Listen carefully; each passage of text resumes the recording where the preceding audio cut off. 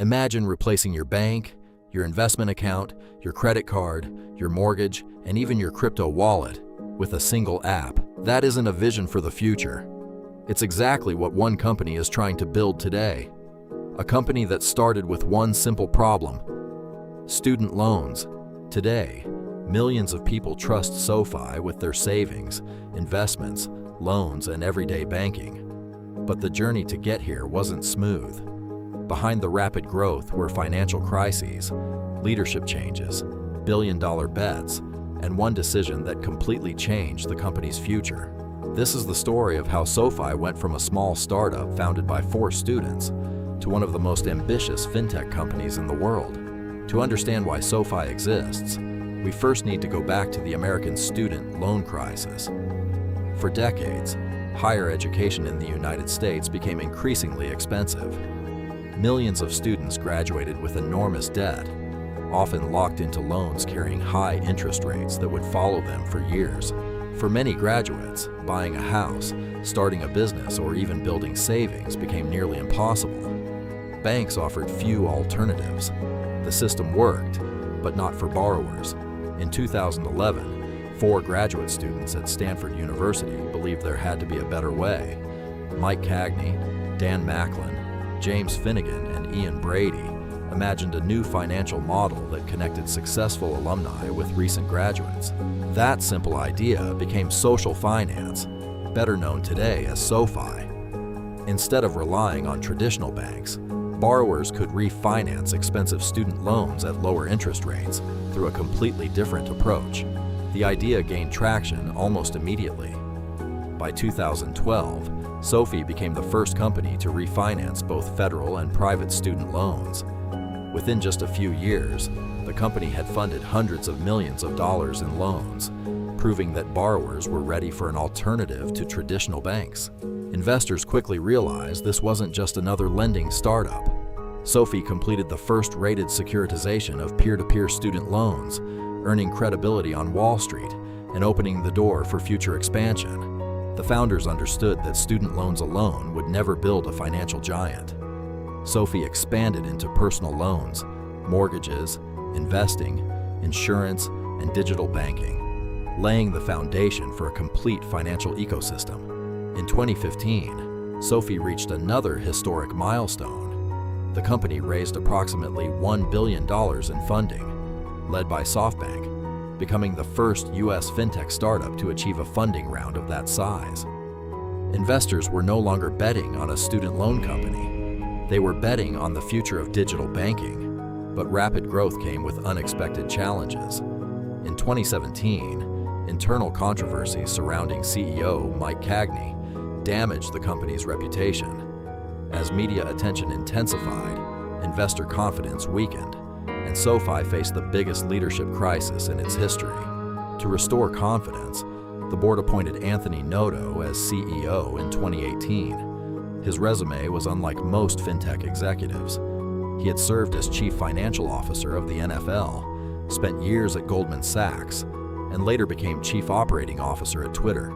His experience combined finance, technology, and executive leadership. Anthony Noto wasn't focused on fixing the past. He wanted to redefine SoFi's future. Instead of building another online lender, he envisioned a single platform where customers could borrow, save, invest, spend, and manage every aspect of their financial lives from one app. This vision became the foundation of SoFi's Everything App strategy. Under Anthony Noto's leadership, SoFi wasn't adding products randomly. Every new service was designed to strengthen a single financial ecosystem. Checking accounts, savings, investing, credit cards, insurance, and loans all work together, giving members one place to manage their financial lives. This strategy became known as the Financial Services Productivity Loop, or FSPL. Instead of spending heavily to acquire customers for a single product, SoFi encourages members to start with everyday banking. As trust grows, they naturally adopt more services, increasing customer lifetime value while lowering acquisition costs. Although SoFi has expanded into many businesses, lending remains one of its largest revenue drivers. personal loans, student loans, and home loans continue generating substantial interest income while introducing customers to the broader SoFi ecosystem. In 2020, SoFi made one of its smartest acquisitions by purchasing Galileo Financial Technologies. Most consumers have never heard of Galileo, yet millions interact with its infrastructure every day. It powers digital payments, debit cards, and banking services for many fintech companies around the world. 2 years later, SoFi strengthened its technology business again by acquiring Technisys. Together, Galileo and Technisys provide modern cloud-based banking infrastructure, allowing financial institutions to upgrade their technology while creating an additional source of recurring revenue for SoFi. Despite its rapid growth, SoFi still faced one major disadvantage. It wasn't a bank. That changed in 2022, when the company received a national bank charter through the acquisition of Golden Pacific Bancorp. This transformed SoFi's business model almost overnight. Instead of relying primarily on expensive external funding, SoFi could now use customer deposits to fund its loans. By the first quarter of 2026, approximately 96% of its loans were funded by member deposits, reducing funding costs and improving profitability. By 2025, SoFi's transformation was becoming impossible to ignore. Revenue continued reaching new highs, membership climbed toward 15 million, and customers were using more financial products than ever before. The ecosystem strategy was delivering exactly what management had promised. In the first quarter of 2026, SoFi reported record-adjusted net revenue exceeding $1 billion. More importantly, the company achieved 10 consecutive quarters of GAAP profitability.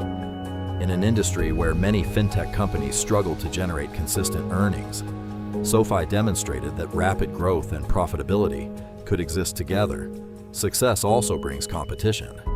Traditional banking giants like JP Chase, Bank of America, and Wells Fargo continue dominating the financial industry with massive balance sheets and decades of customer trust.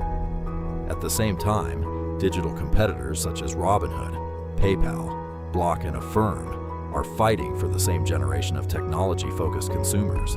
Like every financial institution, SoFi faces meaningful risks. Rising interest rates can reduce borrowing demand, while economic slowdowns may increase loan defaults. As a federally regulated bank, the company must also navigate an increasingly complex regulatory environment while continuing to innovate faster than both traditional banks and fintech competitors. Despite those challenges, SoFi's long-term vision remains unchanged. The company continues investing in artificial intelligence, expanding business banking, strengthening Galileo and Technisys, and increasing the number of financial products offered to every member. Each new service makes the ecosystem stronger and raises the lifetime value of every customer. 15 years ago, SoFi was simply a startup trying to solve one problem: expensive student loans. Today, it has become a profitable digital bank, a financial technology provider, and one of the most ambitious fintech companies in America. Whether SoFi ultimately becomes the financial everything app remains to be seen. But one thing is already clear: its journey is reshaping how millions of people think about banking. Every great company begins by solving a single problem. The most successful ones keep solving bigger problems. SoFi started by helping graduates escape expensive student debt.